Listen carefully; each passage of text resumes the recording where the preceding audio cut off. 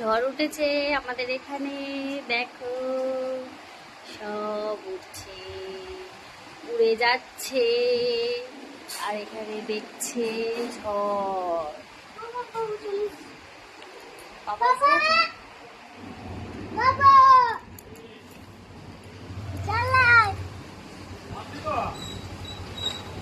এখানে আমার বড় মশাই চলে এসেছে, গাড়ি তুলছে, দেখা যাচ্ছে না আমাদের।